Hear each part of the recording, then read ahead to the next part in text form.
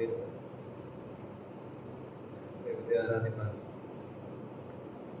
ദൈവവചനം സൂക്ഷിക്കാനും ഒരു അവസരം ലഭിച്ചത് ഓർത്തുകൊണ്ട് ഞാൻ ദൈവത്തെ സ്തുതിക്കുന്നു. നമുക്ക് ഫിലിപ്പിയർ ലേഖനം 1-ാമത്തെ അധ്യായം അതിൻ്റെ 21-ാമത്തെ വാക്യം പ്രാഥമികമായിട്ട് വായിക്കാം. ഫിലിപ്പിയർ ലേഖനം 1-ാമത്തെ അധ്യായം അതിൻ്റെ 21-ാമത്തെ വാക്യം. എനിക്ക് ജീവിക്കുന്നത് ക്രിസ്തു, മരിക്കുന്നത് ലാഭവുമാകുന്നു. ദൈവനാമത്തിൽ മുഖത്തും എൻ്റെ അറിവനുസരിച്ച് ഞാൻ മനസ്സിലാക്കുന്ന പ്രകാരം ഒരു 3 വർഷത്തിന് ശേഷമാണ് ഞാനിവിടെ നിന്ന് ദൈവവചനം സംസാരിക്കുന്നത്.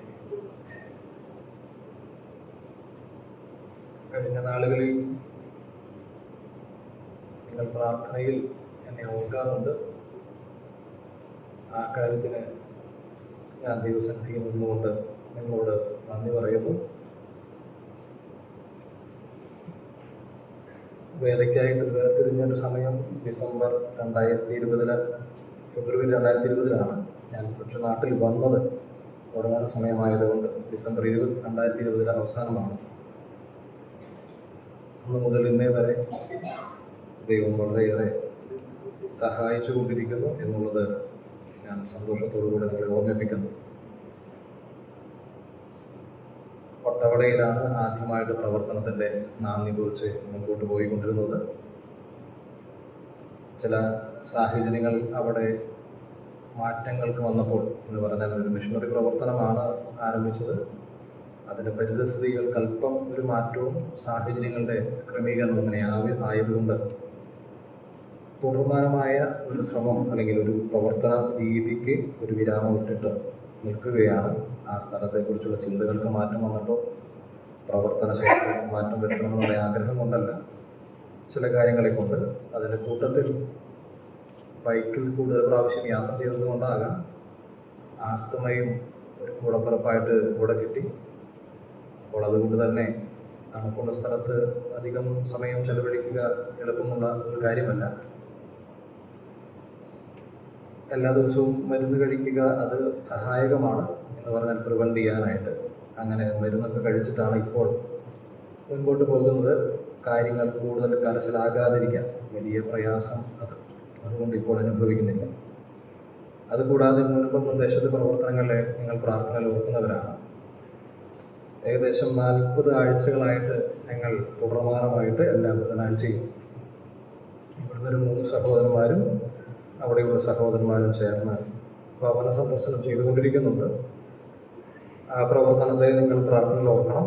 ചില ആളുകളൊക്കെ താല്പര്യപൂർവ്വം വചനം കേൾക്കുകയും പിന്നീട് വീണ്ടും ആവർത്തിച്ച് കടന്നു പോകുവാൻ കഴിയുന്ന നിലയിലേക്ക് പല കുടുംബങ്ങളും അങ്ങനെയുണ്ട്. എന്നാൽ അത് യഹോവ സാക്ഷികളും അതുപോലെ തന്നെ ലാറ്റിൻ ക്രിസ്ത്യനുമൊക്കെ ധാരാളമുള്ള സ്ഥലവും കൂടെ ആയതുകൊണ്ട് അതിൻ്റെ ചെറിയ പ്രതിസന്ധിയും ഞങ്ങൾ അനുഭവിക്കുന്നുണ്ട്. ആ കാര്യം പ്രത്യേകം പ്രാർത്ഥനയിൽ ഓർക്കുക. അതുകൂടാതെ പുതുക്കാട് പ്രദേശങ്ങളിലും മറ്റ് വൈഎംഎഫ്ടിഎമ്മിനോട് ചേർന്നുമൊക്കെ ഭവന സന്ദർശനത്തോടുള്ള ബന്ധത്തിൽ പിന്നീടുള്ള ദിവസങ്ങളിലൊക്കെ പോയിക്കൊണ്ടിരിക്കുന്നു. വ്യക്തിപരമായിട്ടും പല കോണ്ടാക്റ്റുകൾ ഉള്ളതുകൊണ്ട് ഒരു ദിവസം എന്നുള്ളതല്ല, അവർക്ക് സൗകര്യപ്രദമാകുന്ന സമയങ്ങളിലൊക്കെ സുവിശേഷം പറയുവാനായിട്ട് വീടുകളിലേക്ക് പോകുവാൻ ദൈവം അനുവദിക്കുന്നു. അവരൊക്കെ വേർപെട്ട് വരേണ്ടുന്ന ആവശ്യകത വളരെയേറെയാണ്. ഏറ്റുപറയുകയും ദൈവത്തെ സ്വീകരിക്കുകയും ഒക്കെ അവർ ചെയ്യുന്നുണ്ട്.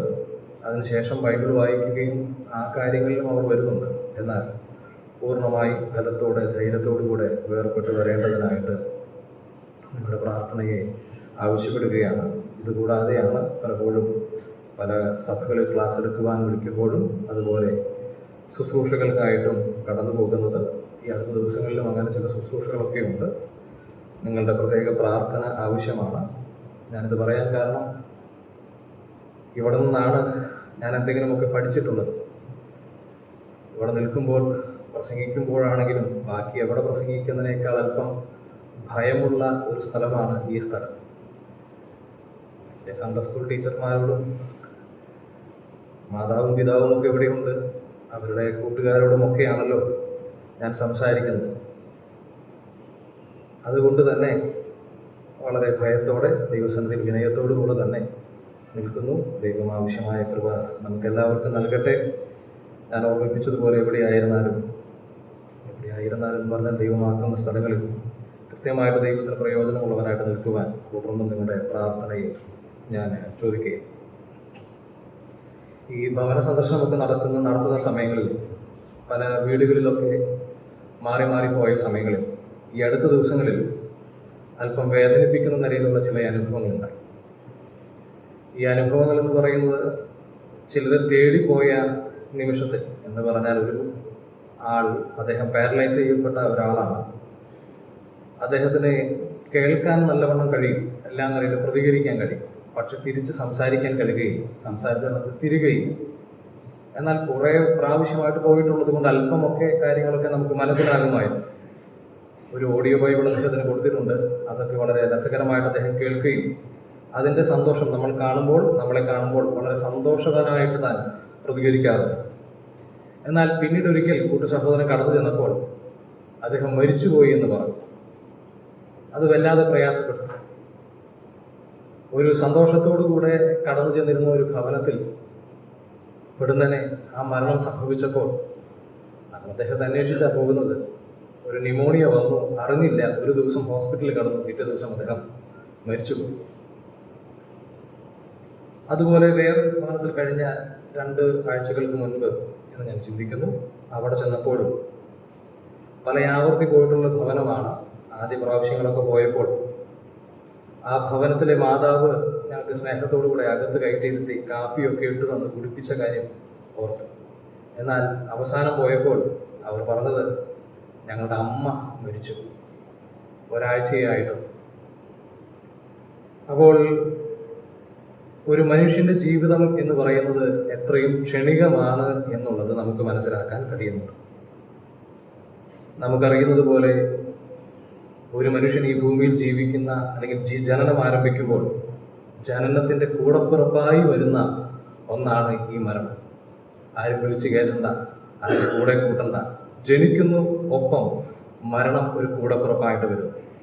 ഇവിടെ നാം വായിച്ച വേദഭാഗത്ത് അപ്പോസ്തലനായ പൗലോസ് പറയുന്ന ഒരു കാര്യം, എനിക്ക് ജീവിക്കുന്നത് ക്രിസ്തുവും മരിക്കുന്നത് ലാഭവുമാണ്. ഒരു വിശ്വാസിയെ സംബന്ധിച്ച് മരണം എന്ന് പറയുന്നത് ഏറ്റവും സന്തോഷകരമായ, ഏറ്റവും ലാഭമുള്ളൊരു വിഷയമാണോ എന്ന് ചോദിച്ചാൽ, നമ്മോടുള്ള ബന്ധത്തിൽ ചോദിച്ചാൽ ഒരുപക്ഷെ അല്പം ഒരു പ്രയാസം കാണുമായിരിക്കാം. പക്ഷേ അപ്പോസ്തലനായ പൗലോസ്, അല്ലെങ്കിൽ ശരിയായ നിലയിൽ ദൈവത്തെ സ്നേഹിക്കുന്ന ക്രിസ്തു ഭക്തരെ സംബന്ധിച്ച് അത് തീർച്ചയായും ഒരു ലാഭകരമായ വിഷയമാണ്. എന്തെന്ന് ചോദിച്ചു കഴിഞ്ഞാൽ, തങ്ങളെ സംബന്ധിച്ച് ഈ ഭൂമിയിൽ ജീവിക്കുമ്പോൾ കഷ്ടതയുണ്ട്, പ്രയാസമുണ്ട്, പലതരത്തിലുള്ള സാഹചര്യങ്ങളുണ്ട്. എന്നാൽ അതിനേക്കാൾ ഉപരിയായി ഇതൊന്നും ഇല്ലാതെ ഇരിക്കുന്നു എന്നുള്ളത് മാത്രമല്ല, തങ്ങളേറെ സ്നേഹിക്കുന്ന, പ്രത്യേകിച്ചും പൗലോസിന്റെ ഭാഷയിൽ പറയുകയാണെങ്കിൽ, താൻ കൊതിക്കുന്ന കർത്താവിനോട് കൂടെ എപ്പോഴും ആയിരിക്കാൻ കഴിയും എന്ന് പറയുന്ന വലിയ ഒരു മോഹനമായ ഒരു അവസ്ഥ തനിക്ക് ലഭിക്കും എന്നുള്ളത് കൊണ്ട് തന്നെ സംബന്ധിച്ച് മരിക്കുന്നത് ലാഭമാണ്. ആ മരിക്കുന്ന അല്ലെങ്കിൽ മരണം എന്ന് പറഞ്ഞാൽ അതിനപ്പുറത്ത് നമുക്കറിയാം, അവിടെ ശവക്കുഴികളില്ല, ശവപ്പെട്ടികളില്ല. പോരാത്തതിന് ഞാനിങ്ങനെ ചിന്തിക്കുന്നു, സമയമാം രഥത്തിൽ എന്ന പാട്ടിന് യാതൊരു പ്രസക്തിയുമില്ല. അങ്ങനെ ഒരു സ്ഥലമാണ് ഈ മരണത്തിനപ്പുറം ഒരു വിശ്വാസിയെ സംബന്ധിച്ചുള്ളത്. കാരണം അവൻ നിത്യത മുഴുവൻ ദൈവത്തോടു കൂടെ മുൻപോട്ട് പോകെ. എന്നാൽ ഈ ഭൂമിയിൽ അതില്ലാതെ, ദൈവമില്ലാതെ ജീവിക്കുന്ന ഒരു മനുഷ്യനെ സംബന്ധിച്ച് മരണം എന്ന് പറയുന്നത് വേദനയുടെ പുതിയ കവാടത്തിലേക്കുള്ള ആദ്യത്തെ ഒരു ഡോർ, ഒരു വാതിൽ മാത്രമാണ്. ഞാനിങ്ങനെ ഇവിടെ നിൽക്കുമ്പോൾ ഞാനൊരു സുവിശേഷകൻ എന്നുള്ള നിലയ്ക്കും നമ്മുടെ സമൂഹത്തിൽ ഈ കൂട്ടത്തിൽ പോലും രക്ഷിക്കപ്പെടാത്തവർ ഉണ്ട് എന്നുള്ള നിലയ്ക്കും അത് മനസ്സിലാക്കിക്കൊണ്ട് ആദ്യമായിട്ട് ഇങ്ങനെ തന്നെ പറയട്ടെ, എൻ്റെ പ്രിയപ്പെട്ടവരെ, നിങ്ങളിൽ ആരെങ്കിലും മരണം എന്ന് പറയുന്നത് നിങ്ങളുടെ ന്യായവിധിയുടെയും നിങ്ങളുടെ ശിക്ഷാവിധിയുടെയും ഒരു സ്ഥാനമായിട്ട് നിൽക്കുന്നുവെങ്കിൽ, അല്ല ഇതുവരെ ഈ രക്ഷകനായ കർത്താവായ യേശുക്രിസ്തുവിനെ മനസ്സിലാക്കാതെ രക്ഷപ്പെടാതെ നിൽക്കുന്നുവെങ്കിൽ, എൻ്റെ പ്രിയപ്പെട്ടവരെ, നിങ്ങൾ ഈ ജീവിക്കുന്ന ജീവിതം എന്ന് പറയുന്നത് യാതൊരു അർത്ഥവുമില്ലാത്ത ഒരു വിഷയമാണ്. ഒരുപക്ഷെ നിങ്ങൾ ദൈവമില്ല എന്ന് ചിന്തിക്കുന്നവരാകാം, ഒരുപക്ഷെ നിങ്ങൾ യുക്തിസഹമായി ധാരാളം ചിന്തിക്കുന്നവരാകാം, ധാരാളം ജേണൽസും റിപ്പോർട്ടുകളും ഒക്കെ വായിച്ച് ശാസ്ത്രീയമായി ഉയർന്ന നിലയിൽ ചിന്തിക്കുന്നു എന്ന് അവകാശപ്പെടുന്നവരാകാം. അല്ലെങ്കിൽ ഏതെങ്കിലും നിലയിൽ ഉയർന്ന നിലയിൽ ഇന്നത്തെ കാലഘട്ടത്തിൽ പറഞ്ഞു കഴിഞ്ഞാൽ ഇപ്പോഴുള്ള ജീവിതത്തെ ആസ്വദിക്കുക എന്നുള്ള ലക്ഷ്യത്തിൽ മുൻപോട്ട് പോകുന്നവരാകാം. ഏത് ലക്ഷ്യത്തിൽ മുൻപോട്ട് പോകുന്ന ആളുകളാണെങ്കിലും ഒറ്റ വാക്കിൽ ഇങ്ങനെ പറയട്ടെ, ഈ ജീവിതം എത്രയും സുന്ദരമെന്ന് നിങ്ങൾ അവകാശപ്പെട്ടു കഴിഞ്ഞാലും ഇതിനപ്പുറം നിങ്ങളെ കാത്തിരിക്കുന്ന ഒരു മരണം ഉണ്ട് എന്നുള്ള യാഥാർത്ഥ്യം നിങ്ങൾ വിസ്മരിച്ചു പോകുവാൻ ഇടയായിട്ട് തീരരുത്.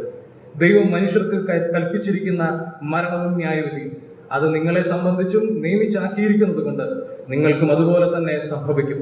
എത്രയെത്ര മനുഷ്യൻ വികസിച്ചാലും തന്റെ ബുദ്ധിമൂശയിൽ എത്രയെത്ര സാങ്കേതിക വിദ്യകളെ ഉരുത്തിരിച്ചെടുത്താലും എൻ്റെ പ്രിയപ്പെട്ടവരെ, മരണത്തെ വേർതിരിക്കുവാൻ കഴിയാത്ത വിധം നമ്മുടെ കൂടപ്പിറപ്പുകളായിട്ട് നിൽക്കുക. അതുകൊണ്ടല്ലേ ആരോഗ്യമുള്ള ആളുകൾ, വളരെ ദൃഢഗാത്രന്മാരായിട്ട് ജീവിക്കുന്ന ആളുകൾ അല്പസമയം കഴിയുമ്പോഴേക്കും അവരുടെ കണ്ണുകൾ തിരുമി അടയ്ക്കേണ്ടുന്ന ഗതികേടിലേക്ക് കാര്യങ്ങൾ നിബന്ധിക്കുന്നു. ഞാൻ നേരത്തെ പറഞ്ഞ വിഷയവും അത് തന്നെയാണ്.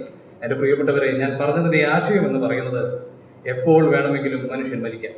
എത്ര ആരോഗ്യമുള്ളവനാണെങ്കിലും എത്ര നല്ല നിലയിൽ ജീവിക്കുന്ന ചുറ്റുപാടുകൾ ഉണ്ടെങ്കിലും എൻ്റെ പ്രിയപ്പെട്ടവരെ, മരണം എന്ന് പറയുന്നത് ഏറ്റവും വേഗത്തിലായതുകൊണ്ട് ഇന്നും ഈ ദിവസവും നിങ്ങൾ അതിനെക്കുറിച്ച് ചിന്തിക്കുകയും മരണത്തിന് ശേഷം എവിടെയായിരിക്കും എന്നുള്ള കാര്യത്തെക്കുറിച്ച് മനസ്സിലാക്കുവാൻ ഇടയായിട്ട് തീരട്ടെ. നിങ്ങളുടെ കർത്താവ് നിങ്ങൾക്ക് വേണ്ടി ഇന്ന് കാലത്തെ സമയത്തും അത് തന്നെയാണ് നാം ആവർത്തിച്ച് ആലോചിക്കുകയും ദൈവത്തെ മഹത്വപ്പെടുത്തുകയും ചെയ്യുന്നത്.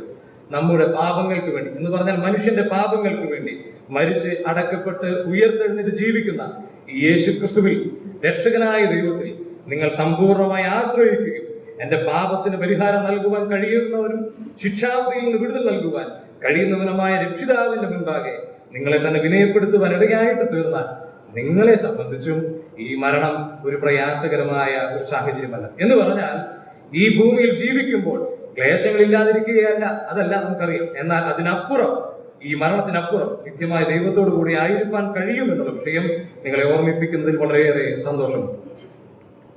ഇവിടെ ഞാൻ ഓർമ്മിപ്പിച്ചതുപോലെ ഈ വാക്യം ഈ പൗലോസ് അപ്പോസ്തലൻ എഴുതുമ്പോൾ തന്റെ ജീവിതത്തിന്റെ സാഹചര്യം അത്രയേറെ പ്രതീക്ഷാവഹമല്ല എന്നുള്ള കാര്യം നമുക്കറിയാം. താൻ ജയിലിൽ കിടക്കുന്ന, തുറങ്കലിൽ കിടക്കുന്ന സാഹചര്യത്തിലാണ് ഈ കാര്യം എഴുതുന്നത്. ഇതുപോലെ തന്നെ ഈ അടുത്ത് മറ്റൊരു ഭവനത്തിൽ കടന്നു ചെന്നപ്പോൾ ഈ ഭവന സന്ദർശനം പലപ്പോഴും എന്നെ ധൈര്യപ്പെടുത്തുകയും എന്നെ ചോദ്യം ചെയ്യുകയും ചെയ്യുന്ന ഒരു കാര്യമാണ്. കാരണം പലപ്പോഴും അവരുടെ വിശ്വാസം പോലും എനിക്കുണ്ടോ എന്ന് ഞാൻ ചിന്തിച്ചു പോകുന്ന സന്ദർഭങ്ങളുണ്ട്. പല ആവർത്തി പോയ ഒരു ഭവനമാണ്. ഒരാവർത്തി പോയപ്പോൾ ഒരു പുതിയ നിയമം അവർക്ക് കൊടുത്തിരുന്നു. അവർ സുവിശേഷം കേൾക്കുകയും ആ കാര്യത്തോട് നല്ല നിലയിൽ പ്രതികരിക്കുകയും ചെയ്തതുകൊണ്ട് പിറ്റേ പ്രാവശ്യം പോയപ്പോൾ ഒരു പുതിയ നിയമം കൊടുത്തിരുന്നു. അന്ന് അതുവരെ കാണാത്ത ഒരു മാതാവ് അവിടെ ഉണ്ടായി. ആ മാതാവ് പുറത്തേക്ക് വന്നു. ആ മാതാവ് പുറത്ത് വന്നപ്പോൾ ആ മാതാവിന്റെ പേര് കൗസല്യയാണ്. ആ വീട്ടിലുള്ള പിതാവ് പറഞ്ഞു, നിങ്ങൾ പറയുന്ന വിഷയത്തോട് വളരെ താല്പര്യമുള്ള വ്യക്തിയാണ് ഈ വ്യക്തിയെന്ന്.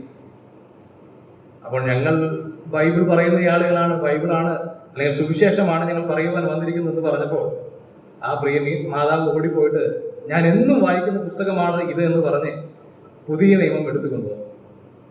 വളരെ കാലങ്ങളായിട്ടില്ല ഈ പുതിയ നിയമം കൊടുത്തിട്ട്.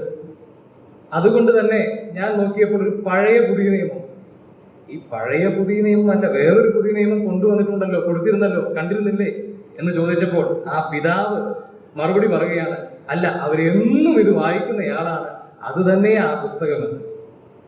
ഞാൻ അത്ഭുതപ്പെട്ടു പോയി. കാരണം എന്നും വായിച്ച് വളരെ പഴക്കം ചെന്നൊരു പുസ്തകം പോലെ അടയാളപ്പെടുത്തലും അതിന്റെ കാര്യങ്ങളൊക്കെയുണ്ട്.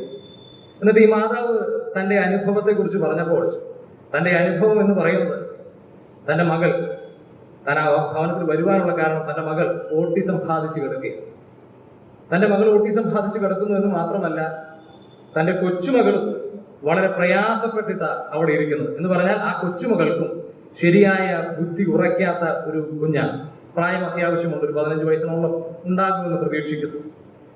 എന്നാൽ എൻ്റെ പ്രിയപ്പെട്ടവരെ, എന്നിട്ട് ആ മാതാവ് പറഞ്ഞൊരു വാക്കുണ്ട്, എൻ്റെ പ്രിയപ്പെട്ടവനെ, ഈ പുസ്തകം ഞാൻ വായിക്കുമ്പോഴൊക്കെയും ഇങ്ങനെയുള്ള പ്രതിസന്ധിയിലാണ് ഞാൻ നിൽക്കുന്നതെങ്കിലും ഏറെ ആശ്വാസം എനിക്കുണ്ട്, ഏറെ ആശ്വാസം എനിക്കുണ്ട്. എന്നിട്ട് അടുത്ത വാചകത്തിൽ പറയുകയാണ്, എൻ്റെ ദൈവം അനുവദിക്കാതെ, എൻ്റെ നാഥൻ അനുവദിക്കാതെ അല്ലല്ലോ ഇത് വരുന്നത്. ചില സന്ദർഭങ്ങളിലെങ്കിലും എനിക്ക് പുസ്തകം ഒന്ന് മാറ്റി വെച്ചിരുന്നെങ്കിൽ തോന്നിപ്പോകുന്നുണ്ട്. പക്ഷെ അങ്ങനെ ഇരിക്കുമ്പോഴും പിന്നെയും ഞാനിത് വായിച്ച് ഇതിൽ നിന്ന് ഞാൻ ആശ്വാസം കണ്ടെത്തുകയും സന്തോഷമുള്ളവനായിട്ട് തീരുകയും ചെയ്യുന്നു. എന്നിട്ട് കൂട്ടത്തിൽ താൻ ചേർത്ത് പറഞ്ഞ വാചകം ഇങ്ങനെയാണ്: എന്നോടുള്ള ബന്ധത്തിൽ എന്റെ ജീവിതം എന്ന് പറയുന്നത് അത് ക്രിസ്തുവാണ്. ഞാൻ ഇങ്ങനെ ചിന്തിച്ചു പോയി. കർത്താവ് തന്നെ ആ രാജ്യവൃത്തനെ കുറിച്ച് പറഞ്ഞതുപോലെ, ഇസ്രായേലിൽ എങ്ങും ഇങ്ങനെയുള്ള വിശ്വാസം കണ്ടിട്ടില്ല എന്ന് പറയുന്നത് പോലെ, നമ്മുടെ കൂട്ടത്തിൽ പോലും ഇങ്ങനെയുള്ള വിശ്വാസം ഉണ്ടോ എന്ന് ചോദിച്ചു കഴിഞ്ഞാൽ അല്പം പ്രയാസപ്പെടണം. നമ്മുടെ ജീവിതങ്ങളിൽ സാഹചര്യങ്ങൾക്ക് മാറ്റം വരുമ്പോൾ, വേദനയുടെ നീർച്ചുഴികളിൽ നാം അകപ്പെട്ടു പോകുമ്പോൾ, പ്രയാസങ്ങൾ മുഖാന്തരം വലഞ്ഞു പോകുന്ന സമയങ്ങളിലൊക്കെ ഏറ്റവും ആദ്യം ഉപേക്ഷിക്കുവാൻ ശ്രമിക്കുന്ന ഒന്നാണ് ഈ വിശ്വാസം എന്ന് പറയുന്നത്. അല്ലെങ്കിൽ ഒരുപക്ഷെ ദൈവകൂട്ടത്തെയും ദൈവവചനത്തെയും. പക്ഷെ ഈ മാതാവ് ചേർത്ത് പിടിച്ചിട്ട് പറയുകയാണ്, ഈ പുസ്തകം വായിക്കുമ്പോഴൊക്കെ ഞാൻ ഏറെ ആശ്വാസം കണ്ടെത്തുന്നു. എന്റെ ജീവിതം എന്ന് പറയുന്നത് ക്രിസ്തുവാണ്.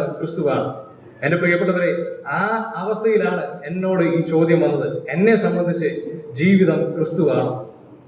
ഇന്ന് ഈ സമയത്ത് ഞാനിത് ചോദിക്കുമ്പോൾ നാം ഒക്കെ വിശ്വാസികളാണ് എന്നുള്ള വാസ്തവം ശരിയാണ്. പക്ഷേ ഞാനിങ്ങനെ ചോദിക്കട്ടെ, നമ്മുടെ ജീവിതത്തിന്റെ ലക്ഷ്യം അത് ക്രിസ്തുവാണോ? നമ്മുടെ ജീവിതത്തിന്റെ സന്തോഷം അത് ക്രിസ്തുവാണോ? നാം ജീവിക്കുമ്പോൾ നമ്മുടെ സ്വഭാവത്തിന്റെ ആധാരം അത് ക്രിസ്തുവാണോ? നാം ജീവിക്കുന്ന ജീവിതത്തിൽ നമ്മുടെ മാതൃക പുരുഷൻ അത് ക്രിസ്തുവാണോ? നാം ജീവിക്കുന്ന ജീവിതം വെളിപ്പെടുത്തുവാൻ ശ്രമിക്കുന്നത് ഈ ക്രിസ്തുവിനെയാണോ? അങ്ങനെ ചോദിച്ചു കഴിഞ്ഞാൽ ആ ചോദ്യത്തിന്റെ ഉത്തരം എന്ന് പറയുന്നത് പല വ്യത്യസ്തങ്ങളായ ഉത്തരങ്ങൾ മാത്രമായിട്ട് പരിമിതപ്പെടും. എന്ന് പറഞ്ഞാൽ നാം ദൈവത്തെ ആരാധിക്കുന്നവരാണ്, ദൈവത്തിന് കൊടുക്കുന്നവരാണ്, സഭകളിൽ ശുശ്രൂഷകൾ ചെയ്യുന്നവരാണ്. പക്ഷേ എന്റെ പ്രിയപ്പെട്ടവരെ, നമ്മുടെ ജീവിതത്തെ ശരിയായ നിലയിൽ പരിശോധിച്ചാൽ, ഓരോ മിനിറ്റും ഇഴകേറി പരിശോധിച്ചു കഴിഞ്ഞാൽ നാം നമുക്ക് വേണ്ടി ജീവിക്കുന്ന മനുഷ്യരല്ലേ? നാം പലപ്പോഴും നമുക്ക് വേണ്ടി മാത്രം ജീവിക്കുന്ന മനുഷ്യരല്ലേ? ജോലിക്ക് പോകുന്നുണ്ട്, അല്ലെങ്കിൽ മറ്റൊരു പല കാര്യങ്ങൾ ചെയ്യുന്നുണ്ട്. ആ കാര്യങ്ങളൊക്കെ ചെയ്യുമ്പോഴും പലപ്പോഴും നമ്മുടെ സന്തോഷം എന്ന് പറയുന്നത് നമ്മുടേതായ ആഗ്രഹങ്ങളെ സഫലീകരിക്കുന്നു എന്നല്ലാതെ, അല്ലെങ്കിൽ നമുക്ക് വേണ്ടി എന്നല്ലാതെ ഈ ക്രിസ്തുവിനെ വെളിപ്പെടുത്തുവാനാണോ? അതാ ഞാൻ നേരത്തെ പറഞ്ഞത്, ഈ മാതാവ് ചോദിച്ച ചോദ്യം എന്റെ ഹൃദയത്തെ തകർത്തു എന്ന് പറയാൻ കാരണം, ഞാൻ സുവിശേഷം പറയുന്നവരാണെങ്കിൽ കൂടെയും സദാനിമിഷവും അതാണോ എന്നൊരു ചോദ്യം എന്റെ മനസ്സിൽ ഉരുത്തിരിയുവാൻ ഇടയായിട്ട് തരുന്നു. എന്റെ പ്രിയപ്പെട്ടവരെ, നമുക്ക് എത്രയോ വ്യത്യസ്തങ്ങളായ സന്തോഷങ്ങളാണുള്ളത്. ചിലർക്ക് യാത്ര പോകുന്നത് സന്തോഷം, ചിലർക്ക് അല്പം നല്ല ഭക്ഷണം, രുചികരമായ ഭക്ഷണം കഴിക്കുന്നതാണ് സന്തോഷം. ചിലർക്കോ കൂട്ടുകാർ കൂടി, അല്ലെങ്കിൽ നമ്മെ സ്നേഹിക്കുന്ന ആളുകൾ ചുറ്റുവട്ടത്തിരുന്ന് ധാരാളം സംസാരിക്കുന്നതായിരിക്കാം ഇഷ്ടം. ചിലർക്ക് സംസാരവും വേണ്ട, ഒറ്റയ്ക്ക് വിട്ടാൽ മതി, ഏകാന്തതയുമായിരിക്കാം സന്തോഷം. പക്ഷെ ഞാൻ ചോദിക്കട്ടെ, ഈ സന്തോഷങ്ങളെല്ലാം തന്നെ ആരെയാ ഫോക്കസ് ചെയ്യുന്നത്? ആ വ്യക്തിയുടെ മാത്രം സന്തോഷങ്ങളാണ്, ആ വ്യക്തിയെ മാത്രമാണ് അത് വിരൽ ചൂണ്ടുന്നത്. എന്നാൽ എന്റെ പ്രിയപ്പെട്ടവരെ, അപ്പോസ്തലനായ പൗലോസ് ഇവിടെ പറയുന്നത് എനിക്ക് ജീവിക്കുന്നത് ക്രിസ്തു എന്നാണ്. എന്ന് പറഞ്ഞാൽ തന്റെ ജീവിതത്തിൽ പ്രയാസമില്ലാഞ്ഞിട്ടല്ല, തന്റെ ജീവിതത്തിൽ കഷ്ടതകളില്ലാഞ്ഞിട്ടല്ല, തന്റെ ജീവിതത്തിൽ തനിക്കെതിരെ നിൽക്കുന്ന, തന്നെ നല്ല നിലയിൽ അംഗീകരിക്കാതെ നിൽക്കുന്ന ആളുകളില്ലാഞ്ഞിട്ടല്ല. പക്ഷേ ഈ ധന്യനായ മനുഷ്യൻ ദൈവമുഖത്തേക്ക് നോക്കിക്കൊണ്ട് യാതൊരു മടിയും കൂടാതെ യേശു ക്രിസ്തു തനിക്ക് വരുത്തിയ സ്വാതന്ത്ര്യത്തിൽ ഉറച്ചു നിന്നുകൊണ്ട്, ആരുടെയും മുമ്പിൽ കൈനീട്ടാതെ, ആരുടെ മുമ്പിലും തലകുനിക്കാതെ സ്വർഗത്തിലേക്ക് നോക്കിക്കൊണ്ട്, എന്നെ സംബന്ധിച്ച് എന്നെ സഹായിക്കുന്ന ഒരു നാഥനുണ്ട് എന്നും ആ നാഥനെ വേണ്ടിയാണ് ഞാൻ ജീവിക്കുന്നതെന്നും തിരിച്ചറിഞ്ഞിട്ട് താൻ ഉറക്കെ ഉറപ്പിച്ചു പറയുക, എനിക്ക് ജീവിക്കുന്നത് ക്രിസ്തുവാ.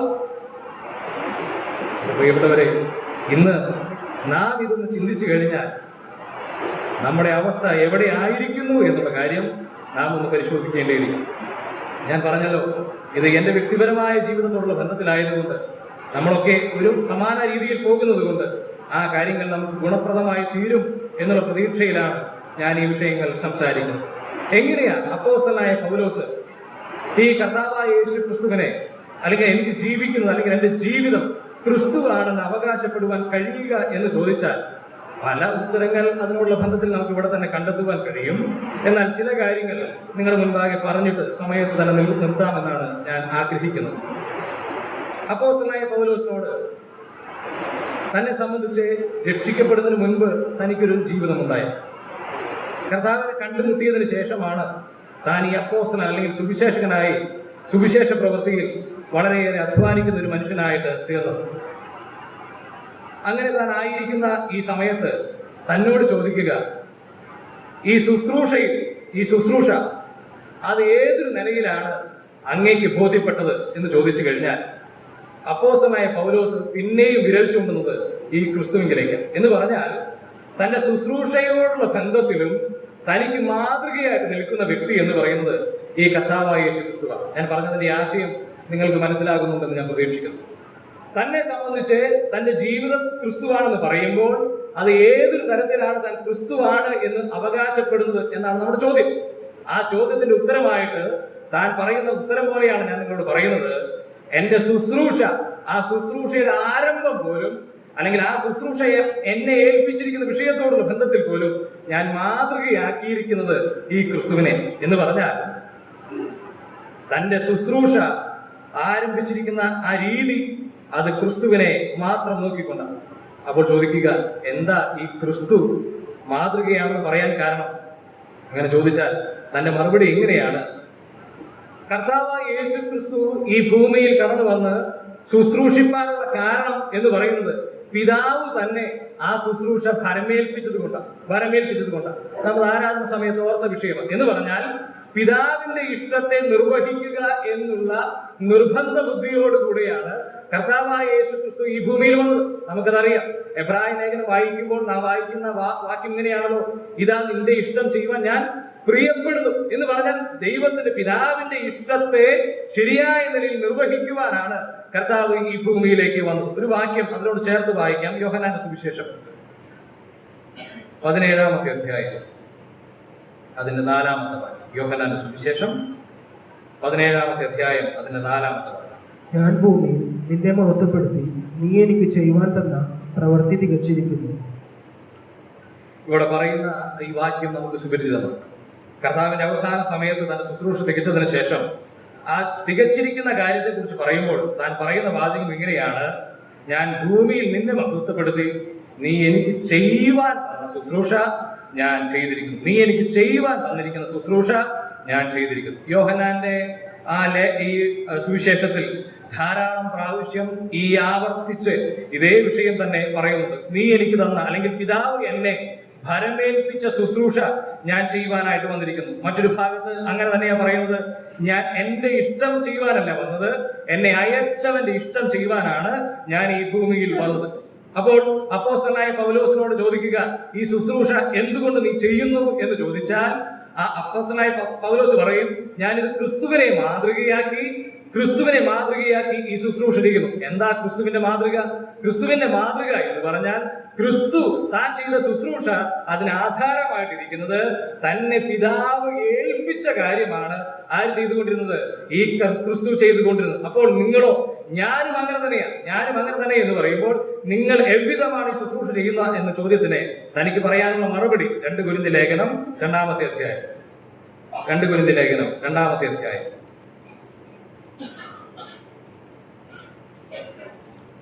അതിന്റെ 17-ാമത്തെ വാക്യം വായിക്കാം. 2 കൊരിന്ത്യർ ലേഖനം 2-ാമത്തെ അധ്യായം അതിന്റെ 17-ാമത്തെ വാക്യം. ഞങ്ങൾ ദൈവവചനത്തിൽ കൂട്ടുചേർക്കുന്ന അനേകരെ പോലെയല്ല, നിർമ്മലതയോടും ദൈവത്തിന്റെ കൽപ്പനയാലും ദൈവസന്നിധിയിൽ ക്രിസ്തുവിൽ സംസാരിക്കുന്നു.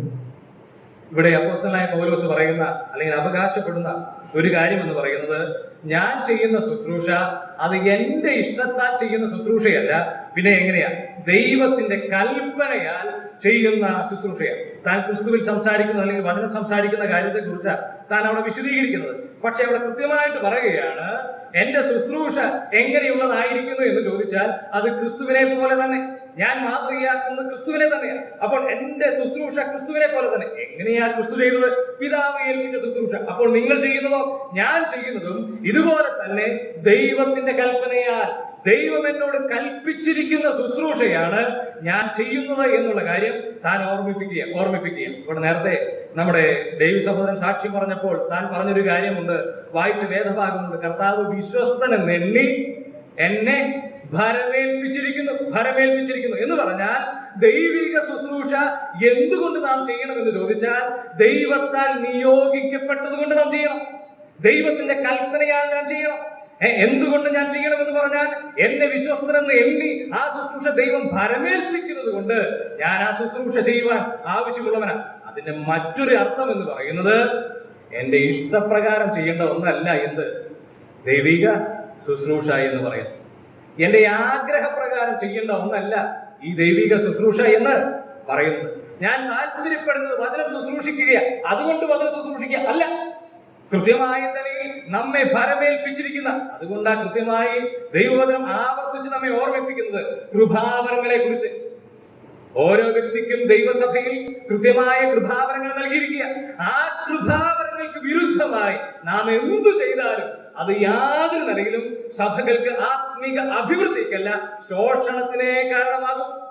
എന്ന് പറഞ്ഞാൽ ദൈവം ഏൽപ്പിച്ച ശുശ്രൂഷ, ദൈവം കൽപ്പിച്ച ശുശ്രൂഷ, ദൈവം ഭരമേൽപ്പിച്ച ശുശ്രൂഷ, അത് ഞാൻ ചെയ്യുമ്പോഴേ ദൈവത്തിന്റെ പ്രസാദം, ദൈവത്തിന്റെ ഇഷ്ടം എന്നിൽ കൂടെ ഉണ്ടാകുന്നുള്ളൂ എന്നുള്ളതാണ് അതിന്റെ അർത്ഥം. എന്റെ പ്രിയപ്പെട്ടവരെ, അപ്പോസ്തലനായ പൗലോസ് പറയുക, ഞാൻ അങ്ങനെയുള്ളവനാ. നമുക്കറിയാം അപ്പോസ്തലനായ പൗലോസിനെ ദൈവം വിളിച്ച സമയത്ത് അനന്യാസിനോടാണല്ലോ പ്രാർത്ഥിക്കാനായിട്ട് പറഞ്ഞത്.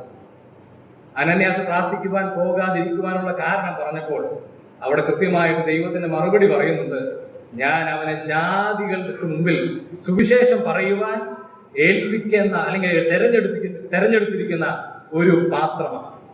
ഗലാത്യ ലേഖനത്തിലേക്ക് വരുമ്പോൾ താൻ ആ വിഷയം തന്റെ ഭാഷയിൽ പറയുന്നുണ്ട്. ഞാൻ ജാതികളോട്, പത്രോസിനോട് സംബന്ധിച്ച് അവൻ പരിച്ഛേദനക്കാരോട് സുവിശേഷം സംസാരിക്കുമ്പോൾ എന്നെ സംബന്ധിച്ച് അഗ്രചർമ്മക്കാരോട് സുവിശേഷം പറയുവാൻ പത്രോസിനെ ദൈവം ഏൽപ്പിച്ചതുപോലെ എന്നെ ദൈവം ഏൽപ്പിച്ചിരിക്കുന്നു എന്ന് പറഞ്ഞാൽ പൗലോസ് അപ്പോസ്തലനോടുള്ള ബന്ധത്തിൽ എന്തുകൊണ്ട് ഈ ശുശ്രൂഷ ചെയ്യുന്നു എന്ന് ചോദിച്ചാൽ തന്റെ മാതൃക ക്രിസ്തുവ എന്ന് പറഞ്ഞാൽ പിതാവ് തന്നെ ഏൽപ്പിച്ച ശുശ്രൂഷ നിറപടിയായിട്ട് ചെയ്യുവാനായി വിശ്വസ്തനായിട്ട് ഇരുന്നതുപോലെ തന്നെ ഞാനും ഈ ശുശ്രൂഷയോടുള്ള ബന്ധത്തിൽ എന്നെ ഏൽപ്പിച്ചിരിക്കുന്ന യജമാനായിരിക്കുന്ന കർത്താവിന്റെ കൽപ്പനയ്ക്ക് സമ്പൂർണമായി വിധേയപ്പെട്ടുകൊണ്ടാണ് ശുശ്രൂഷിക്കുന്നത്. താൻ അവകാശപ്പെടുന്ന കാര്യമാണ് എനിക്ക് ജീവിക്കുന്നത് ക്രിസ്തു. അഥവാ എന്റെ ജീവിതത്തിൽ എല്ലാ മേഖലകളും പരിശോധിക്കാം, എല്ലാ മേഖലകളിലും ഞാൻ ചൂണ്ടിക്കാണിക്കാം, ഞാൻ ക്രിസ്തുവിനെ പിൻപറ്റുന്നു എന്നുള്ളത്. എന്റെ പ്രിയപ്പെട്ടവരെ, നമുക്കറിയുന്നത് പോലെ ദാവീദിന് ഒരു ആഗ്രഹം ഉണ്ടായിരുന്നു, ദൈവാലയം പണിയാൻ. അത് ദാവീദിന്റെ ആഗ്രഹമായി. പക്ഷെ തിരുവചനം പഠിക്കുമ്പോൾ നമുക്കറിയാൻ കഴിയുന്നത് ദൈവം ദാവീദിനെ അല്ല അനുവദിച്ചത്. കഴിവും പ്രാപ്തിയും കാര്യങ്ങളുടെ ഗൗരവവും ഒക്കെ നോക്കിക്കഴിഞ്ഞാൽ അല്പം കൂടെ നന്നായിരുന്നേനെ ദാവീദ് ചെയ്തെങ്കിൽ എന്ന് നമുക്ക് തോന്നിപ്പോകാം. പക്ഷെ ദാവീദിനെയല്ല ദൈവം ഏൽപ്പിച്ചത്. റോമാലേഖനം എഴുതുമ്പോൾ പല പ്രാവശ്യം അപ്പോസ്തലനായ പൗലോസ് പറയുന്നത് ഈ കാര്യം തന്നെയാണ്. എനിക്ക് നിങ്ങളുടെ അടുക്കൽ വരുവാൻ വാഞ്ചുണ്ട്, പക്ഷെ എന്തുണ്ടായിട്ടില്ല, ദൈവം അനുവദിച്ചിട്ടില്ല. ഞാൻ ചോദിക്കട്ടെ, പലപ്പോഴും പല ശുശ്രൂഷകളും നാം ചെയ്തു പോകുന്നത് നമ്മുടെ ഉള്ളിലുള്ള താല്പര്യത്തിന്റെ അടിസ്ഥാനത്തിലല്ലേ? ഇന്നിന്ന ശുശ്രൂഷകൾ ചിലരൊക്കെ ചെയ്യുമ്പോൾ ആ ശുശ്രൂഷയും ഞാനും ചെയ്തെങ്കിൽ കൊള്ളായിരുന്നു എന്നുള്ള ചിന്തയുടെ അടിസ്ഥാനത്തിലല്ലേ പലപ്പോഴും നാം ചെയ്തു പോകുന്നത്? പലപ്പോഴും നാം ആത്മീകത എന്ന് വിരൽ ചൂണ്ടുന്നത് പോലും ഒരു പ്രായം കഴിഞ്ഞാൽ ദൈവവചനം ശുശ്രൂഷിക്കുകയും ഒരു പ്രായം കഴിഞ്ഞാൽ സഭയുടെ ഉത്തരവാദിത്തത്തിലേക്ക് വരികയും ശുശ്രൂഷകളിൽ കൈയാളുകയും ചെയ്യണമെന്നുള്ള മിഥ്യാധാരണയുടെ പുറത്തല്ലേ നാം പലപ്പോഴും അങ്ങനെയുള്ള കാര്യങ്ങൾ ചെയ്യുന്നത്? പക്ഷേ എന്റെ പ്രിയപ്പെട്ടവരെ, ദൈവം കൽപ്പിച്ചിട്ടുണ്ടോ? നിങ്ങളെ രക്ഷിച്ച നിങ്ങളുടെ നാഥൻ, നിങ്ങളുടെ കർത്താവ്, പരമാധികാരി നിങ്ങളെ കൽപ്പിച്ച ശുശ്രൂഷയാണോ നിങ്ങൾ ചെയ്യുന്നത്? അല്ല എങ്കിൽ ഞാനൊരു കാര്യം വാസ്തവമായിട്ട് പറയട്ടെ, നിങ്ങൾ ചെയ്യുന്നത് ദൈവത്തിന്റെ ഇഷ്ടത്തെ പ്രസാദിപ്പിക്കുന്നില്ല എന്ന് മാത്രമല്ല, ദൈവത്തിന്റെ ഇഷ്ടത്തിന് വിരുദ്ധമായി നിൽക്കുന്നത് കൊണ്ട് കൃപാവരങ്ങൾ ഇല്ലാതെ, കൃപാവരങ്ങൾ ലഭിക്കാതെ, കൃപാവരങ്ങൾ ഉണ്ട് എന്ന് ധരിച്ച് അങ്ങനെയുള്ള ശുശ്രൂഷകൾ ചെയ്യുന്നത് കൃത്യമായിട്ട് പറഞ്ഞാൽ അത് പാപം തന്നെയാണ്. പാപം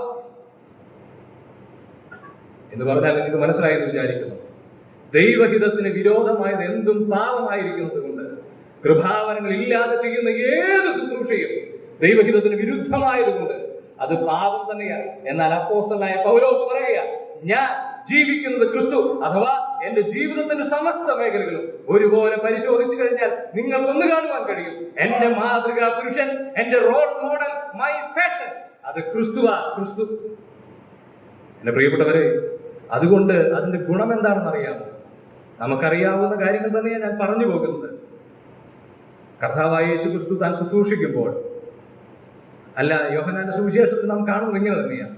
ഞാൻ പിതാവിനെ, നാം വായിച്ച വേദഭാഗത്തിൽ വന്നാ കണ്ടത്, ഞാൻ പിതാവിനെ മഹത്വപ്പെടുത്തിയിരിക്കുന്നു. യോഹന്നാന്റെ സുവിശേഷം അതിന്റെ ആരംഭത്തിൽ തന്നെ നാം ഇങ്ങനെയാണല്ലോ കാണുന്നത്. തന്റെ ഏകജാതനായ പുത്രൻ പിതാവിനെ വെളിപ്പെടുത്തിയിരിക്കുന്നു എന്ന് പറഞ്ഞാൽ, ദൈവത്താൽ പിതാവിനാൽ ഏൽപ്പിച്ച ശുശ്രൂഷയായതുകൊണ്ട് താൻ ചെയ്ത ശുശ്രൂഷകൾ മുഖാന്തരമൊക്കെ സംഭവിച്ചത് എന്താ? തന്നെ ഏൽപ്പിച്ച പിതാവിനെ താൻ വെളിപ്പെടുത്തുവാൻ ഇടയായിട്ട്. എന്റെ പ്രിയപ്പെട്ടവരെ, അപ്പോസ്തലനായ പൗലോസിന്റെ ജീവിതത്തിലേക്ക് വരിക. തന്റെ ജീവിതത്തെയും ആകമാനം ഇഴകീറി പരിശോധിച്ചു കഴിഞ്ഞാൽ തന്റെ ശുശ്രൂഷ മുഖാന്തരം ആവർത്തിച്ച് പറയുവാൻ കഴിയുന്ന കാര്യമുണ്ട്. ആ ശുശ്രൂഷ മുഖാന്തരം ഏതെങ്കിലും തരത്തിൽ താൻ തന്നെയല്ല പ്രദർശിപ്പിച്ചത്, പിന്നെയോ കർത്താവായ യേശു ക്രിസ്തുവിനെ എന്ന് പറഞ്ഞാൽ തന്റെ ജീവിതത്തിൽ ഈ ശുശ്രൂഷ ഭരമേൽപ്പിച്ച തന്റെ നാഥനെയ, ദൈവത്തെയാ അല്ലെങ്കിൽ ക്രിസ്തുവിനെയാ താൻ മഹത്വപ്പെടുത്തുവാൻ ഇടയായിട്ട് തരുന്നത്. പലപ്പോഴും ഭരമേൽപ്പിക്കപ്പെടാത്ത ശുശ്രൂഷ എന്തെന്ന് മനസ്സിലാക്കുവാനുള്ള ഒരു തെളിവ് എന്ന് പറയുന്നത്, പലപ്പോഴും ഏൽപ്പിക്കപ്പെട്ടവരില്ലാത്തത് കൊണ്ട് ആ ശുശ്രൂഷ മുഖാന്തരം സംഭവിക്കുക അവനവനെ തന്നെ വെളിപ്പെടുത്തുന്ന ശുശ്രൂഷകളായിട്ട് മാറും. അവനവന്റെ പുകഴ്ചകൾക്കുള്ള ശുശ്രൂഷകളായി മാറിക്കൊണ്ടേയിരിക്കും എന്ന് പറഞ്ഞാൽ, യേശു ക്രിസ്തുവിനെ വെളിപ്പെടുത്തേണ്ടുന്ന സ്ഥാനത്ത്, ദൈവത്തിങ്കിലേക്ക് ആളുകളെ ആകർഷിക്കേണ്ടുന്ന സ്ഥാനത്ത്, ദൈവസന്നിധിയിലേക്ക് ആളുകളെ കൊണ്ടുവന്ന് ആത്മീകരായി അവരെ വളർത്തേണ്ടതിന് പകരമായി തങ്ങൾക്ക് വേണ്ടിയുള്ള ഒരു ബറ്റാലിയനെയോ അല്ലെങ്കിൽ തങ്ങളെ ആരാധിക്കുന്ന, തങ്ങളെ ബഹുമാനിക്കുന്ന ഒരു സമൂഹത്തെയോ സൃഷ്ടിക്കുവാൻ ഒരുപക്ഷെ കഴിഞ്ഞേക്കും. പക്ഷേ എന്റെ പ്രിയപ്പെട്ടവരെ, അതിന്റെ അർത്ഥം മറ്റൊരു ചൂണ്ടലാണ്. അത് ആ കൽപ്പന ലഭിക്കാത്ത ശുശ്രൂഷയാണെന്നുള്ള തിരിച്ചറിവിലേക്ക് നമ്മെ വിരൽ ചൂണ്ടുകയും. എന്റെ പ്രിയപ്പെട്ടവരെ, അപ്പോസ്തലനായ പൗലോസിനോട് ചോദിക്കുക, ആരാ ഈ ശുശ്രൂഷയുടെ റോൾ മോഡൽ? അതെനിക്ക് ക്രിസ്തുവാ. എങ്ങനെയാ? പിതാവ് തന്നെ ഏൽപ്പിച്ച ശുശ്രൂഷ പിതാവിനെ വെളിപ്പെടുത്തുവാൻ താൻ ഉപയോഗിച്ചതുപോലെ ഇതാ ദൈവത്താൽ എനിക്ക് കൽപ്പന ലഭിച്ചിട്ട്, ദൈവത്താൽ ഭരമേൽപ്പിക്കപ്പെട്ടിട്ട് ഞാൻ ഇത് ചെയ്യുന്നത് കൊണ്ട് ഞാൻ എന്റെ കർത്താവിനെ വെളിപ്പെടുത്തുന്നു. ഓ ദൈവത്തിന് സ്തോത്രം. ഞാനിങ്ങനെ പറയട്ടെ, അങ്ങനെ നമ്മുടെ ശുശ്രൂഷകളിൽ ആയിരുന്നെങ്കിൽ നമ്മുടെ സഭകൾക്ക്, നമ്മുടെ ആത്മീക ജീവിതത്തിന് എന്നേ ചൈതന്യം സംഭവിച്ചേനെ. ഈ ക്രിസ്തുവിനെ വെളിപ്പെടുത്തുന്ന ശുശ്രൂഷകളായിരുന്നെങ്കിൽ, ശരിയായ വിധത്തിൽ അവന്റെ മഹത്വത്തെ വെളിപ്പെടുത്തുന്ന ശുശ്രൂഷകളായിരുന്നെങ്കിൽ എന്നേ നമുക്ക് ചൈതന്യം സംഭവിച്ചേനെ. എന്നാൽ എന്റെ പ്രിയപ്പെട്ടവരെ, വീണ്ടും ദൈവവചനം നമ്മെ ഓർമ്മിപ്പിക്കുക, മടങ്ങി വന്നാൽ, അല്ല, ഇതേ മനസ്സോടുകൂടെ നാം ദൈവസന്നിധിയിലേക്ക് മടങ്ങി വരുമ്പോൾ ദൈവം നമ്മെ സഹായിക്കും എന്നുള്ള വലിയ ഒരു മുന്നറിയിപ്പ് അല്ലെങ്കിൽ ദൈവത്തിന്റെ ഹൃദയത്തെ വീണ്ടും നമുക്ക് ഓർക്കുവാൻ കഴിയും. അപ്പോസ്തലനായ പൗലോസ് താൻ പറയുകയാണ്, എനിക്ക് ജീവിക്കുന്നത് ക്രിസ്തുവാ, ജീവിക്കുന്നത് ക്രിസ്തു. ഒരു കാര്യം കൂടെ പറഞ്ഞിട്ട് ഞാൻ നിർത്താമെന്ന് പ്രതീക്ഷിക്കുന്നു. ഈ അപ്പോസ്തലനായ പൗലോസ് എനിക്ക് ജീവിക്കുന്നത് ക്രിസ്തു എന്ന് പറയുമ്പോൾ അതിന്റെ താഴെ അതിന്റെ വിശദീകരണം നൽകുന്നു. ആ വായിച്ച വേദഭാഗത്തിലേക്ക് മടങ്ങി വരികയാണ്. ഫിലിപ്പി ലേഖനം 1-ാമത്തെ അധ്യായം അതിന്റെ 21-ാമത്തെ വാക്യമാണല്ലോ നാം വായിച്ചത്. ആ വായിച്ച വേദഭാഗത്തേക്ക് മടങ്ങി വരുമ്പോൾ അവിടെ അതിന്റെ 23-ാമത്തെ വാക്യം ഒന്ന് വായിക്കാമോ? 22-ഉം 23-ാമത്തെ വാക്യം. എന്നാൽ ജഡത്തിൽ ജീവിക്കുന്നതിനാൽ എന്റെ വേലയ്ക്ക് ഫലം വരുമെങ്കിൽ ഏത് തിരഞ്ഞെടുക്കേണ്ടു എന്ന് ഞാൻ അറിയുന്നില്ല. ഇവ രണ്ടിനാലും ഞാൻ ഞെരുങ്ങുന്നു. വിട്ടുപിരിഞ്ഞ് ക്രിസ്തുവിനോട് കൂടെ ഇരിപ്പാൻ എനിക്ക് കാംക്ഷയുണ്ട്. അത് അത്യുത്തമമല്ലോ. 25 വരെ വായിക്കാം. 25. എന്നാൽ ഞാൻ ജഡത്തിലിരിക്കുന്നത് നിങ്ങൾ നിമിത്തം ഏറെ ആവശ്യം. ഇങ്ങനെ ഉറച്ചുകൊണ്ട് നിങ്ങളുടെ വിശ്വാസത്തിന്റെ അഭിവൃദ്ധിക്കും സന്തോഷത്തിനുമായി തന്നെ ഞാൻ ജീവനോടിരിക്കും എന്ന് നിങ്ങളോട് എല്ലാവരോടും കൂടെ ഇരിക്കുമെന്നും അറിയുന്നു. ഇവിടെ അപ്പോസ്തലനായ പൗലോസ് താൻ എന്തുകൊണ്ട് ജീവിക്കേണ്ടി വരുന്നു അല്ലെങ്കിൽ ജീവിക്കണം എന്നുള്ള കാര്യം താൻ ഇവിടെ പറയുന്നു. 24-ാമത്തെ വാക്യത്തിൽ ഞാൻ ജഡത്തിലിരിക്കുന്നത് നിങ്ങൾ നിമിത്തം ഏറെ ആവശ്യം. അതിനു മുൻപുള്ള വാക്യങ്ങളിൽ തന്നെ സംബന്ധിച്ച് ഏറ്റവും സന്തോഷകരമായ കാര്യം ഏതെന്നുള്ളത് താൻ പറഞ്ഞതിന് ശേഷം താൻ ഇവിടെ പറയുകയാണ്, പക്ഷേ ഞാൻ ജഡത്തിലിരിക്കുന്നത് നിങ്ങൾ നിമിത്തം ഏറെ ആവശ്യം എന്നുള്ളത്. എനിക്ക് ജീവിക്കുന്നത് ക്രിസ്തു എന്നുള്ളതിന്റെ മറ്റൊരു തെളിവാണ് ഇവിടെ അപ്പോസ്തലനായ പൗലോസ് അത് വെളിപ്പെടുത്തുന്നത്. ഈ മാതൃകയും താൻ എവിടെ നിന്നാണ് കണ്ടുപിടിച്ചത്? ഈ മാതൃകയും താൻ കണ്ടുപിടിച്ചത് അത് കർത്താവായ യേശു ക്രിസ്തുവിൽ നിന്ന്. നമുക്ക് വായിക്കാം മർക്കോസിന്റെ സുവിശേഷം 10-ാമത്തെ അധ്യായം. നമുക്കറിയുന്ന വാക്യം, മർക്കോസിന്റെ സുവിശേഷം 10-ാമത്തെ അധ്യായം അതിന്റെ 45-ാമത്തെ വാക്യം. മർക്കോസിന്റെ സുവിശേഷം 10-ാമത്തെ അധ്യായം അതിന്റെ 45-ാമത്തെ വാക്യം. മനുഷ്യപുത്രൻ ശുശ്രൂഷ ചെയ്യിപ്പാനല്ല, ശുശ്രൂഷിപ്പാനും അനേകർക്ക് വേണ്ടി തന്റെ ജീവനെ മറുവിലയായി കൊടുപ്പാനും അത്രേ വന്നത്. ഇതേ ആശയം തന്നെ നമുക്ക് 2 തീമോഥെയോസിന്റെ ലേഖനത്തിൽ അപ്പോസ്തലനായ പൗലോസ് പറയുന്ന കാര്യം നമുക്ക് കാണാൻ കഴിയുന്നത്. എല്ലാവർക്കും വേണ്ടി മറുവിലയായി തന്നെ കൊടുത്ത മനുഷ്യനായ ക്രിസ്തുവിനെ കുറിച്ച് അവിടെ വെളിപ്പെടുത്തുന്നു. അപ്പോൾ യേശു ക്രിസ്തുവിന്റെ ശുശ്രൂഷ എന്തിനു വേണ്ടിയുള്ളതായിരുന്നു, അല്ലെങ്കിൽ യേശു ക്രിസ്തുവിന്റെ ശുശ്രൂഷയുടെ സ്വഭാവം എന്തെന്ന് ചോദിച്ചു കഴിഞ്ഞാൽ അവിടെ പറയുവാൻ കഴിയുന്ന ആ ഉത്തരം എന്ന് പറയുന്നത്, കർത്താവിന്റെ ശുശ്രൂഷ തനിക്ക് വേണ്ടിയായിരുന്നില്ല, പിന്നെ മറ്റുള്ളവർക്ക് വേണ്ടിയായിരുന്നു. എന്ന് പറഞ്ഞാൽ മറ്റുള്ളവർക്ക് വേണ്ടി തന്നെ നൽകുവാനാണ് യേശു ക്രിസ്തു ഈ ഭൂമിയിൽ വന്നത് എന്നുള്ളത് താൻ ആവർത്തിച്ച് പറയുന്ന ഒരു കാര്യം. നമുക്കറിയുന്ന ഒരു വിഷയമായതുകൊണ്ട് അതിന്റെ വിശദീകരണത്തിന്റെ ആവശ്യം അവിടെ വരുന്നില്ല. ഇവിടെ അതേ ആശയത്തിൽ നിന്നുകൊണ്ട് അപ്പോസ്തലനായ പൗലോസും താനും പറയുന്നത്, ഇപ്പോൾ ഞാൻ ജഡത്തിൽ ഇരിക്കുന്നത് എനിക്ക് ആവശ്യമെന്നല്ല, നിങ്ങൾ നിമിത്തം ഏറെ ആവശ്യം, നിങ്ങൾ നിമിത്തം ഏറെ ആവശ്യം. നോക്കുക, അപ്പോസ്തലനായ പൗലോസിന്റെ എല്ലാ സ്വഭാവങ്ങളെയും പരിശോധിച്ചു കഴിഞ്ഞാൽ, എല്ലാ കാര്യങ്ങളെയും പരിശോധിച്ചു കഴിഞ്ഞാൽ അതൊക്കെ ക്രിസ്തുവിൽ കാണണം. ആ കണ്ടാലേ തനിക്ക് തന്നെ ഒരു തൃപ്തിയുള്ളൂ, അല്ലെങ്കിൽ താൻ അതിനെ മാതൃകയാക്കുന്നുള്ളൂ. ഇവിടെ പറയുകയാണ്, എന്നാൽ ഞാൻ ജഡത്തിൽ ഇരിക്കുന്നത് നിങ്ങൾ നിമിത്തം ഏറെ ആവശ്യം. എന്നിട്ട് അടുത്ത ഭാഗത്തിൽ ഇങ്ങനെ പറയുന്നു, ഇങ്ങനെ ഉറച്ചുകൊണ്ട് നിങ്ങളുടെ വിശ്വാസത്തിന്റെ അഭിവൃദ്ധിക്കും സന്തോഷത്തിനുമായി തന്നെ ഞാൻ ജീവനോടിരിക്കും എന്നും നിങ്ങളോട് എല്ലാവരോടും കൂടെ ഇരിക്കുമെന്നും അറിയുന്നു. പ്രിയപ്പെട്ടവരെ, തന്റെ ഏറ്റവും സന്തോഷ വിഷയം എന്താണെന്ന് അതിന് തൊട്ടു മുമ്പ് പറഞ്ഞു. ക്രിസ്തുവിനോട് കൂടെ ഇരിക്കുന്നത് തന്നെ സംബന്ധിച്ച് അത്യുത്തമമായ വിഷയം. പക്ഷേ താൻ പറയുക, നിങ്ങൾ നിമിത്തം ഞാൻ ജഡത്തിലിരിക്കേണ്ടത് ആവശ്യം. എന്തിനു വേണ്ടിയാ? നിങ്ങളുടെ വിശ്വാസത്തിന്റെ അഭിവൃദ്ധിക്കും നിങ്ങളുടെ സന്തോഷത്തിനും.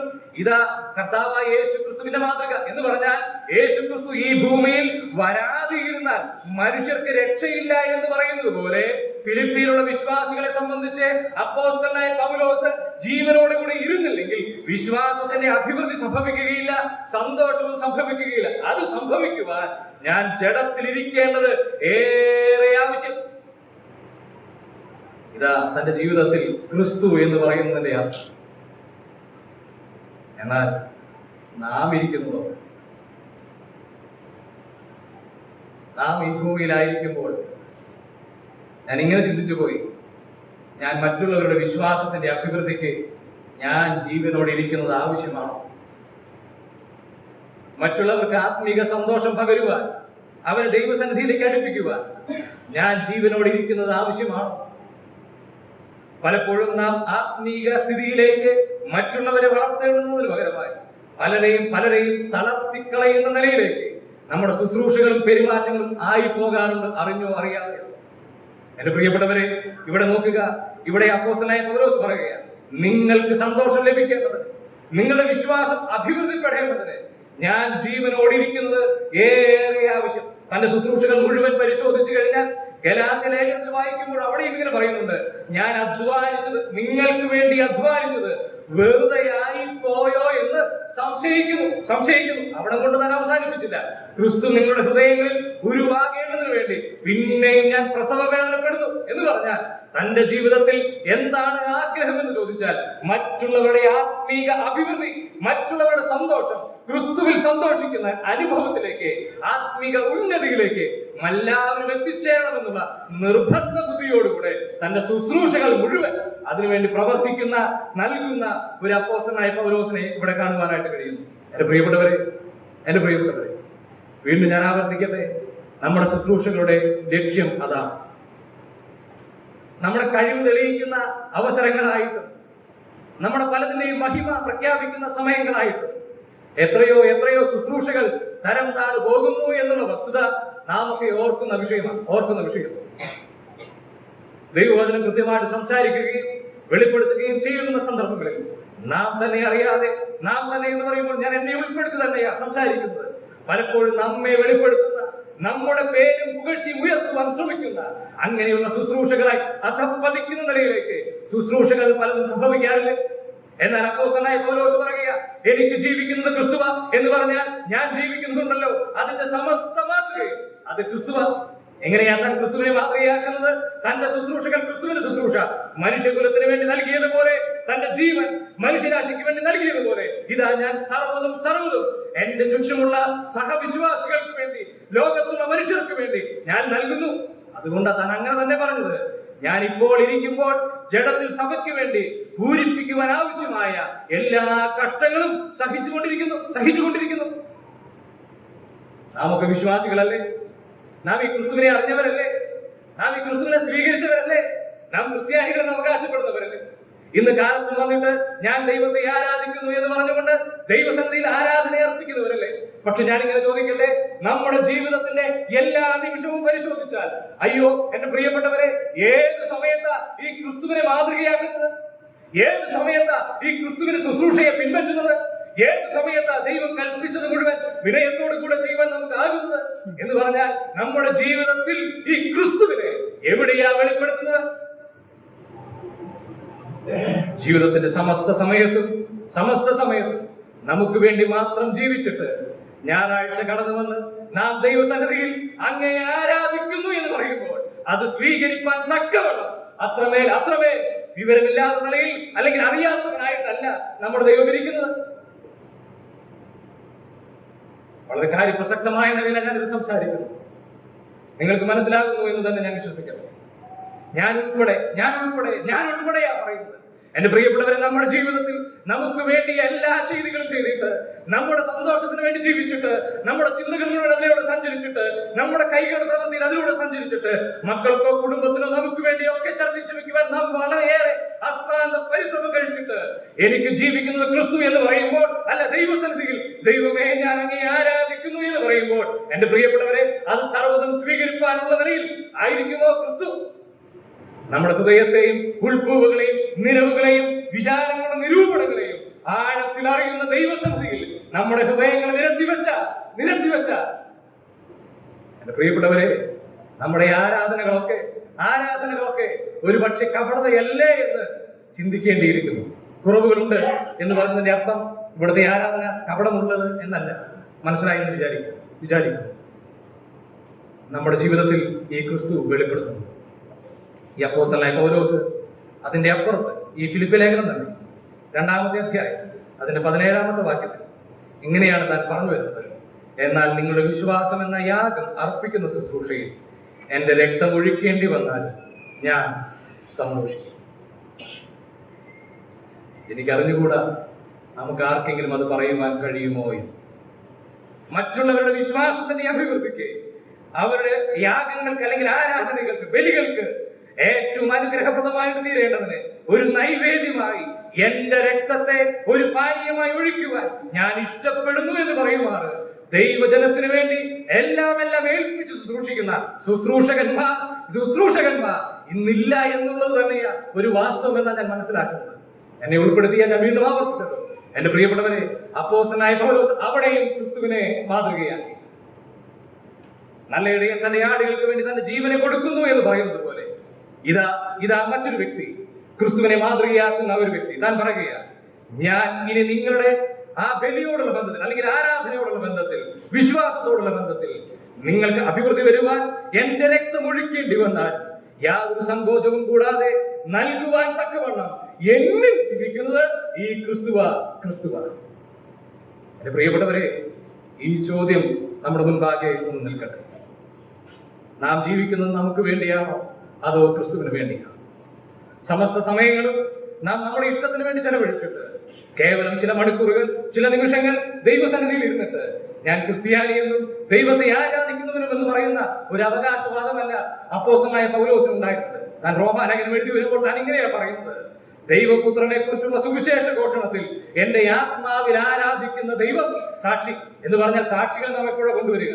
ആരാ സാക്ഷിയാകുക? കല്യാണം നടന്നാൽ അതിന്റെ സാക്ഷിയായിട്ട് നമ്മൾ കൊണ്ടുവരിക പരിചിതരായ വ്യക്തികളെയാണ്, വേണ്ടപ്പെട്ടവരെയാണ്. അങ്ങനെയെങ്കിൽ തന്റെ ഏറ്റവും വേണ്ടപ്പെട്ട വ്യക്തിയായി താൻ മുൻപിൽ കൊണ്ടുവരുന്ന വ്യക്തി എന്ന് പറയുന്നത് തന്റെ ദൈവമാണ്.